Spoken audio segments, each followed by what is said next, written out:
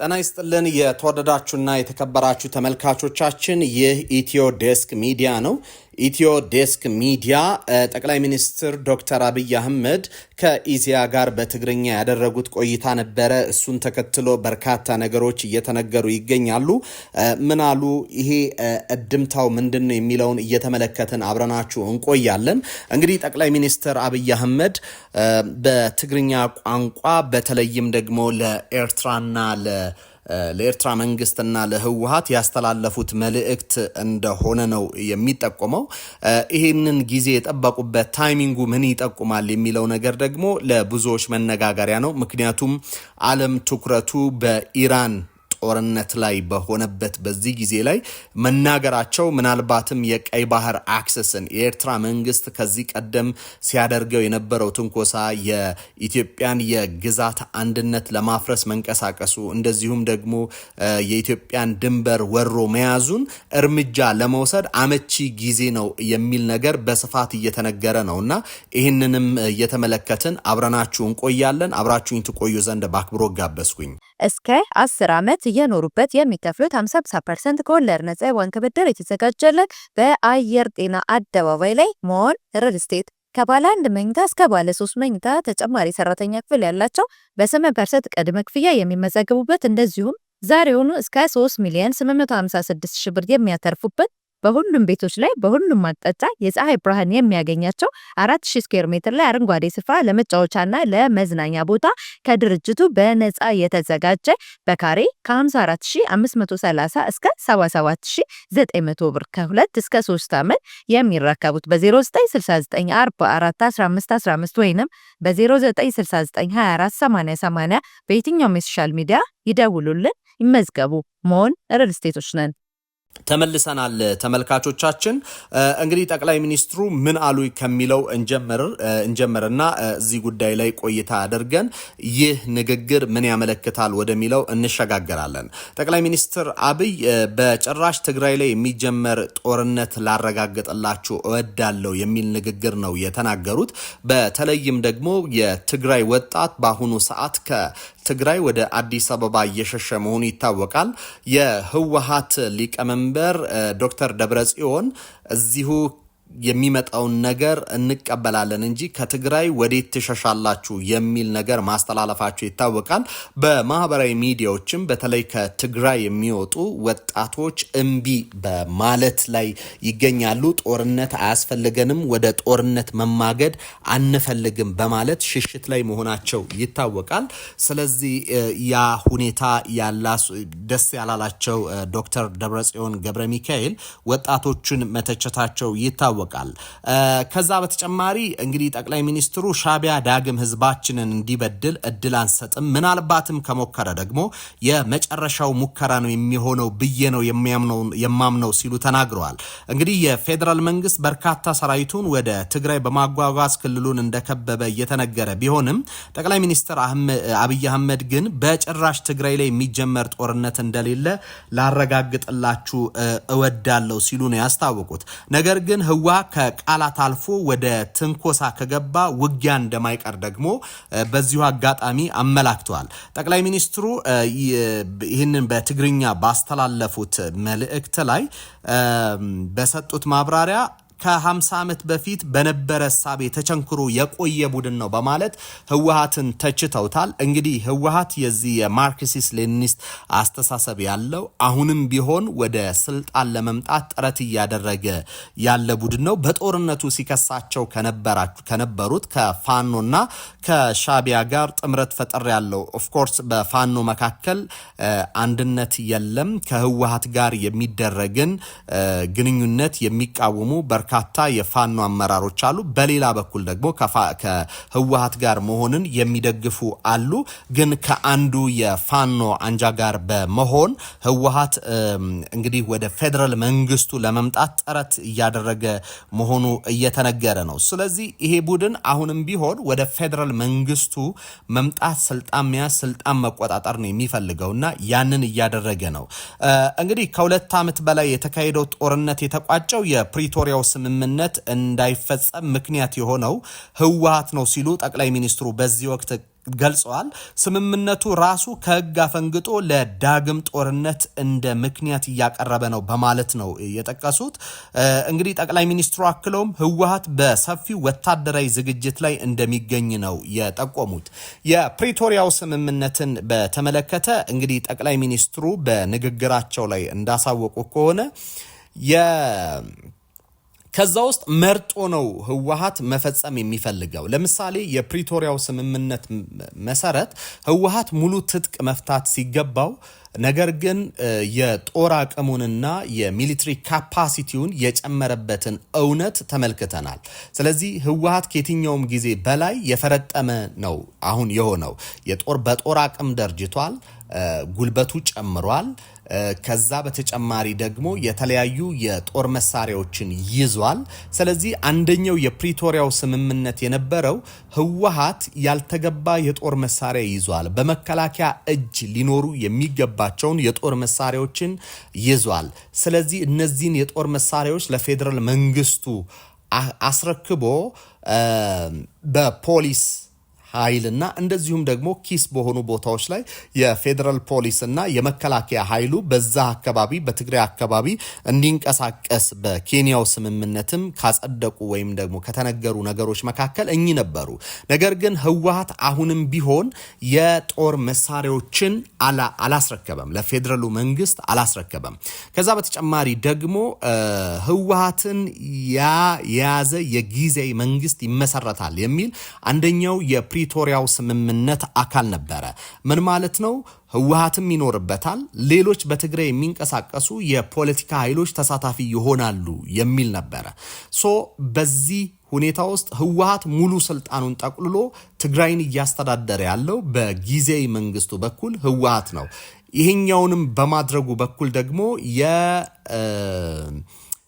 የፕሪቶሪያው ስምምነትን መጣሱ በይፋ ተገልጿል።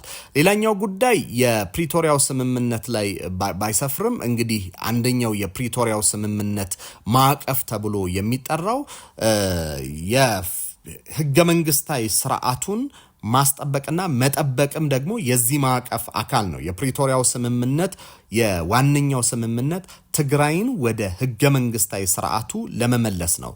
አንደኛ ህገወጥ የነበረውን ያካሄደውን ምርጫ እሱን መሻርና ዳውን ማድረግ ነው የፕሪቶሪያው ስምምነት አንኳሩ ትልቁ። ምክንያቱም ጦርነቱ የተጀመረው ህግ ማስከበር ተብሎም የተጀመረው ህገወጥ ምርጫ በማድረጉ ምክንያት ነበረ። ስለዚህ ያ ህገወጥ ምርጫ የመሰረተው መንግስት ፈርሶ ጊዜ አስተዳደር እስከ መቼ ድረስ? እስከ ምርጫ ጊዜ ድረስ ማለት ነው። ስለዚህ ያንን ደግሞ ለማስቻል አንደኛ የህወሓት ትጥቆቹን የያዛቸውን ትጥቆች ይመልሳል። ከዛ በተጨማሪ ደግሞ በትግራይ ውስጥ ጊዜያዊ አስተዳደር ይፈጠራል። ያ የሚፈጠረው የጊዜያዊ አስተዳደር ደግሞ ሁሉንም የትግራይ የፖለቲካ ፓርቲዎች የተሳተፉበት እንደሚሆን ይጠበቃል። ሌላኛው ጉዳይ የተፈናቃዮች መመለስ ነው። የተፈናቃዮችን መመለስ በተመለከተ ደግሞ ለምሳሌ ከዚህ ውስጥ ከሚነገሩ የተፈናቃዮች መመለስ አንደኛው በራያ በጸለምትና እንደዚሁም በወልቃይት ነው። ህወሓት በራያ እንግዲህ ተፈናቃዮች ተመልሰዋል፣ በጸለምት ተመልሰዋል። በወልቃይት ግን አልተመለሱም። በወልቃይት ለምን አልተመለሱም? ህወሓት ካርድ አድርጎ መጠቀም ስለሚፈልግ ነው። የነዚህን አካላት ወይም ደግሞ ተፈናቃዮችን ካርድ አድርጎ የመጠቀም ዝንባሌ እና እንቅስቃሴ ወይም ደግሞ ያ ሐሳብ ስላለው በህወሓት በኩል ያንን ማድረግ አልተቻለም። ስለዚህ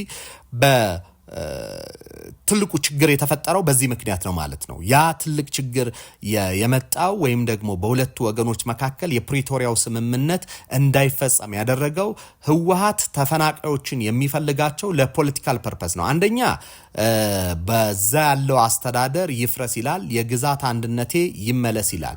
እነዚህ አካባቢዎች ራያም ሆነ ወልቃይትም ሆነ ጠለምት በእነዚህ አካባቢዎች ላይ ኮንቴንሽስ ወይም ደግሞ አከራካሪ ቦታዎች ተብለው የተለዩና እነዚህ አከራካሪ አካባቢዎች ላይ በህገ መንግስቱ መሰረት ይፈታሉ ይላል። በህገ መንግስቱ መሰረት ይፈታሉ ማለት ምን ማለት ነው? በህገ መንግስቱ መሰረት ይፈታሉ ማለት ጉዳዩ ሪፈረንደም ይካሄድባቸውና ህዝበ ውሳኔ ተደርጎ ይጠናቀቃል ወይም ይቋጫል የሚል መልእክት ያለው እንጂ የትግራይ የግዛት አንድነት ናቸው የሚለውን የፕሪቶሪያው ስምምነት ሽሮታል። ስለዚህ እነዚህ አካባቢዎች የኮንቴንሸስ ወይም ደግሞ አከራካሪ ስፍራዎች ተብለው የተለዩ ናቸው በፕሪቶሪያው ስምምነት። በፕሪቶሪያው ስምምነት ህወሓት ህገ መንግስቱን በመጣሱ ምክንያት አሁን ከፌደራል መንግስቱ ጋር ያለው ግንኙነት በፕሪቶሪያው ስምምነት ነው። የፕሪቶሪያው ስምምነት ደግሞ ፒሪየር ቱ ዳት የነበሩትን የአከራካሪ የሚባሉ ቦታዎችን የሚዳኘው በህዝበ ውሳኔ በህገ መንግስቱ መሰረት ውሳኔ ይሰጥባቸዋል የሚል ነው። ለምሳሌ የራያን አስተዳደር ህወሓት ተቆጣጥሮታል። ያ ማለት ግን እነዚህ አካባቢዎች ላይ አሁንም የህዝበ ውሳኔ ተካሂዶ ክልሎቹ ወዴት ይካለላሉ የሚል በህዝብ ውሳኔ መሰረት በቀጣይ የሚጸድቅ ይሆናል። ወልቃይትን የፈለገው በዋነኛነት በተፈናቃዮች ስም በማዘግየት አፍኖ በመያዝ የሚያደርገው የግጭት መጠንሰሻ ምክንያት አድርጎ በመጠቀም አካባቢውን በመውረርና በኃይል በመያዝ ለጦርነት ከሱዳን ጋር ካለው የህወሓት ኃይል አርሚ 70 ጋር በመገናኘት ከአልቡርሃን እንደዚሁም ደግሞ ግብጽ ጋር ሙሉ ድጋፍ አግኝቶ ድጋሚ ጦርነትን ለማወጅ የሚደረግ ጥረት ነው እንጂ ለምሳሌ በራያ ተመልሷል፣ በጸለምት ተመልሷል። እነዚህ ቁልፍ የሚባሉ የጦር ስትራቴጂክ ቦታዎች አይደሉም። ወልቃይት ላይ ግን ያዘገየበት ትልቁ ምክንያት ያንን አካባቢ በመቆጣጠር በወታደር በማስወረር እና ያንን አካባቢ በመያዝ ከሱዳን አልቡርሃን እንደዚሁም ደግሞ ከግብጽ ጋር በመገናኘት የሶስትዮሽ ጥምረት በመፍጠር የፌደራል መንግስቱን ለመውጋት የሚደረግ ጥረት ነው። የፌደራል መንግስቱ ይህንን ስለሚረዳና ይህንን ስለሚያቅ ለህወሓት አልፈቀደለትም።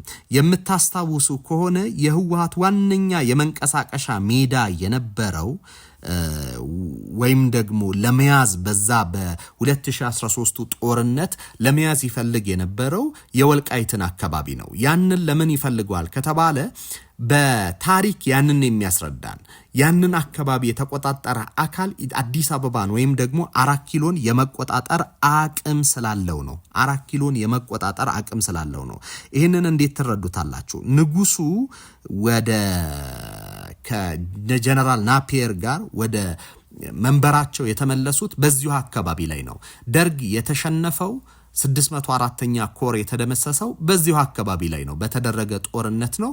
ከዛ በኋላ ህወሓት ሽሬን ከገባ በኋላ ቀጥታ ዝም ብሎ እየገሰገሰ ነው የመጣውና ጦርነቱ ያለቀው በኤርትራ አፋቤት፣ በዚህኛው ደግሞ ሽሬ ላይ በተደረገው ጦርነት፣ በኢትዮጵያ በኩል ደግሞ ሽሬ ላይ በተደረገው ወይም ደግሞ በዚህ በወልቃይት በአካባቢ ላይ በተደረገው ጦርነት ምክንያት ነው። ሻቢያም በዛ ጦርነት ላይ ተሳትፎ አድርጎ ነበረ። 604ኛ ኮር ተመታ። ከዛ በኋላ እንደ ፈረስ እየጋለበ ነው ስልጣኑን መቆጣጠር የቻለው ህወሓትና ይህንን ስትመለከቱ እንደዚሁም ደግሞ በ2013 ጦርነት ደግሞ አንደኛ ህወሓት የመጀመሪያ ጥቃቱን የጀመረው በቅራቅር በኩል ነበረ። ኋላ ላይም ደግሞ ደባርቅ በኩል ለመምጣት ሞከረ። እሱ አልሳካ ሲል ደግሞ በጋይንት በኩል በጋሸና በጋይንት አድርጎ በደብረ ታቦር አልፎ ወደ ወልቃይት ለማቅናት ነበረ ፍላጎቱ። ያም አልተሳካም። ስለዚህ ምን ማለት ነው? ህወሓት ያንን ቦታ መቆጣጠር ማለት 4 ኪሎ መቆጣጠር መሆኑን ስለሚያውቅ አሁን በተፈናቃዮች ስም እየተሰራ ያለው ፖለቲካ በዋነኛነት ከዚህ ጋር የተያዘ መሆኑን መገንዘብ ያስፈልጋል እና ጠቅላይ ሚኒስትሩ አብይ በትግራይ ላይ የሚጀመር ጦርነት እንደሌለ ለማረጋገጥ ወዳለው ሲሉ መንግስት በኩል በትግራይ ዳግም ውጊያን የመጀመር ፍላጎትና ሐሳብ እንደሌለ ለማሳወቅ ነው ይህንን የተናገሩት። የኔ አቋም ግን ወታደራዊ ትንኮሳ ከገባ እንደ ቀድሞ መስሎሽ ጎርፍ ይወስድሻል ብቻ ነው ማለት የሚችለው ሲሉ ነው ያብራሩት። ምክንያቱም የፕሪቶሪያው ስምምነትን የተፈረመው መንግስት ሙሉ በሙሉ ትግራይ ገብቶ ኢንሰርክል የጦር ብልጫ በነበረው ሰዓት ህወሓት ተተኳሽ ባጣበት ሰዓት ላይ ነበርና ጦርነቱ ማሸነፍ እየተቻለ ነው ወደ ድርድር የተገባው። ወደ ድርድር የተገባው በዚህ ምክንያት ነው። ነገር ግን አሁን ላይ ጦርነት የሚጀመር ከሆነ ያ እንደማይሆን ነው ጠቅላይ ሚኒስትሩ ያሳሰቡትና ይሄ ደግሞ ለህወሓት የሚፈጥረውን አደጋ ማሰቡና ምን ያክል ጫና ሊፈጥርበት እንደሚችል መረዳቱ ለማንም ግልጽ ይሆናል። ስለዚህ አሁን ባለው እውነታ የትግራይ ክልል ወይም ደግሞ የጊዜ አስተዳደሩ ለመከላከያ ኃይሉም ሆነ ለፌደራል መንግስቱ ጋር የሚደረጉ ግንኙነቶች ላይ ጋሬጣ የሚሆኑ ነገሮችን ከዕለት ዕለት እያደረገ መሆኑን እየሰማን ነው። ለምሳሌ የትግራይ ክልል ጊዜ አስተዳደር መከላከያ ሰራዊት ወደ ትግራይ ክልል እንዲገባ አንፈቅድም የሚል ነገርን ተናግሯል። ከቀናት በፊት የጦር ኃይሎች ምክትል ጠቅላይ ኢታማዦር ሹም ጀነራል አበባው ታደሰን ጨምሮ ከፍተኛ ወታደራዊ መኮንኖች በጋምቤላ ክልል ተካሄደ በተባለ ውይይት ላይ መከላከያ ሰራዊቱ የቀድሞ ይዞታዎችን ማለት የሰሜን እዝ ካምፖችን መልሶ እንደሚቆጣጠርና በኢትዮጵያ ኤርትራ ድንበር ያለውን አካባቢ ይረከባሉ ሲሉ መናገራቸውን መዘገቡ ይታወሳል። በወቅቱ ታዲያ የጊዜ አስተዳደሩ ፕሬዝዳንት ጀነራል ታደሰ ወረደ ሰራዊቱ ትግራይ እንዲገባ አልተስማማሁም ሲሉ በጽህፈት ቤታቸው በኩል አስተባብለው እንደነበር የሚታወስ ነው። አሁን በወጡት መረጃዎች ደግሞ የህወሓት ምክትል ሊቀመንበር እንዲሁም የጊዜ አስተዳደሩ ምክትል ፕሬዝዳንት የሆኑት አቶ አማኑኤል አሰፋ ችግሮቻችን ሳይፈቱ መከላከያ ሰራዊቱ ትግራይ እንደማይገባ ነው ያሳወቁት። አሁን ትግራይ የፌዴራል ስርዓት አካል አይደለችም ብለዋል፣ ወይም ደግሞ ወኪልም የላትም ነው ያሉት አቶ አማኑኤል። ትግራይ ወደ ህገ መንግስታዊ ስርዓት ሳትመለስ መከላከያ እንዲገባ አንፈቅድም ብለዋል። ይሁን እንጂ አቶ አማኑኤል እስካሁን መከላከያ ሰራዊቱ ወደ ትግራይ ክልል ለመግባት ከፌደራል መንግስቱ በይፋ የቀረበ ጥያቄ የለም ብለዋል። ምንም እንኳን ሰራዊቱ እንዲገባ በፕሪቶሪያው የሰላም ስምምነት ላይ ሰፍሮ የሚገኝ ቢሆንም አቶ አማኑኤል ግን ሌሎች ጉዳዮች በቅድሚያ ተፈጻሚ መሆን አለባቸው ባይ ናቸው። ስለዚህ አሁን መከላከያ ሰራዊቱ ትግራይ እንዳይገባ በህወሓት በኩል ጥረት እየተደረገ ነው። የኤርትራ ሰራዊት ግን ገብቷል ትግራይ። አሁን ልዩነቱ እዚህ ጋር ነው። የኤርትራ ሰራዊት ገብቶ ቦታዎችን ተቆጣጥሯል፣ ስፍራዎችን ይዟል፣ እንቅስቃሴዎችን እያደረገ ነው የሚገኘው።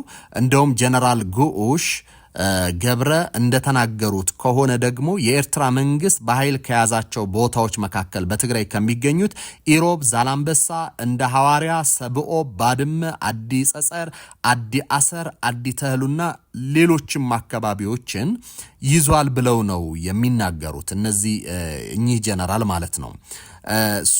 እኚህ ጀነራል የጠቆሙት ጀነራል ጉዑሽ የትግራይ ኃይሎች ከፍተኛ አመራር ናቸው፣ ብርጋዴር ጀነራል ናቸው።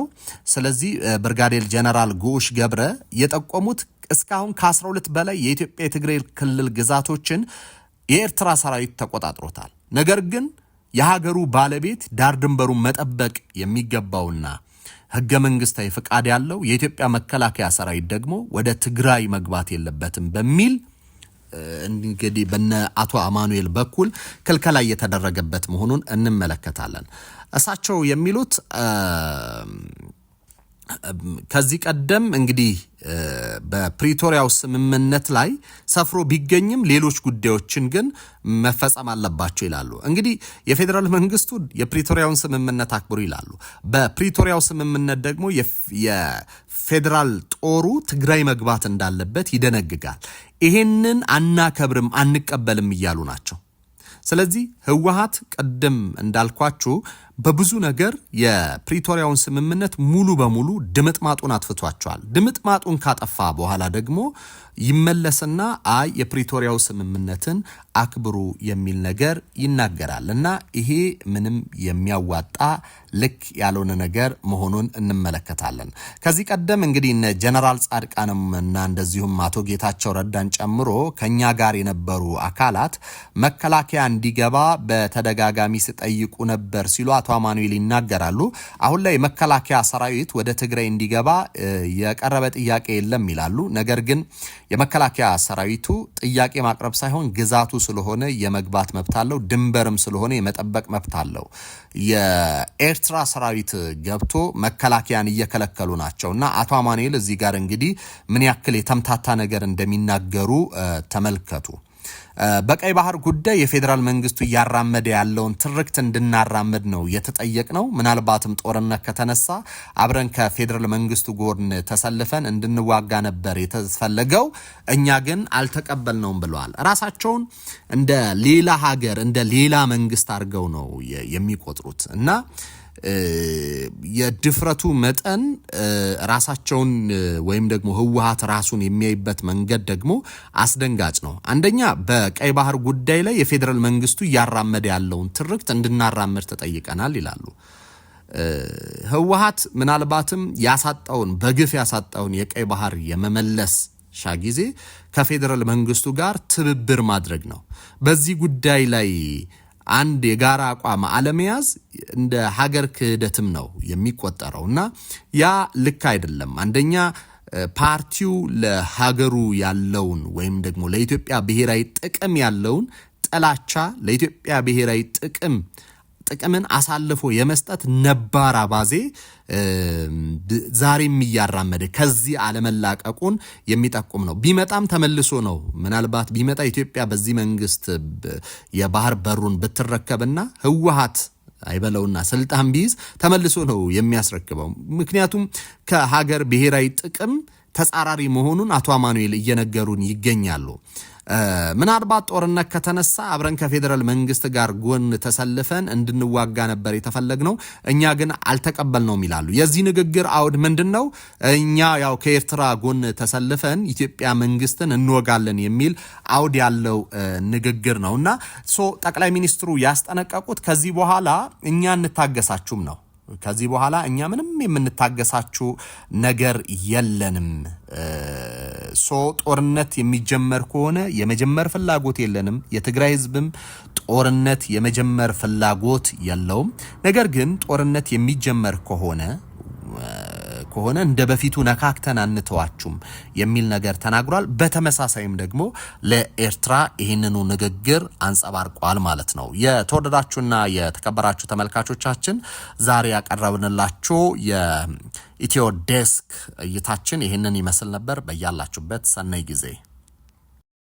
እስከ 10 ዓመት እየኖሩበት የሚከፍሉት 50% ከወለድ ነፃ የባንክ ብድር የተዘጋጀለት በአየር ጤና አደባባይ ላይ ሞል ሪል ስቴት ከባለ 1 መኝታ እስከ ባለ 3 መኝታ ተጨማሪ ሰራተኛ ክፍል ያላቸው በ8% ቅድመ ክፍያ የሚመዘገቡበት እንደዚሁም ዛሬውኑ እስከ 3,856,000 ብር የሚያተርፉበት በሁሉም ቤቶች ላይ በሁሉም አቅጣጫ የፀሐይ ብርሃን የሚያገኛቸው 4000 ስኩዌር ሜትር ላይ አረንጓዴ ስፍራ ለመጫወቻና ለመዝናኛ ቦታ ከድርጅቱ በነፃ የተዘጋጀ በካሬ ከ54530 እስከ 77900 ብር ከ2 እስከ 3 ዓመት የሚረከቡት በ0969441515 ወይንም በ0969248080 በየትኛውም የሶሻል ሚዲያ ይደውሉልን፣ ይመዝገቡ።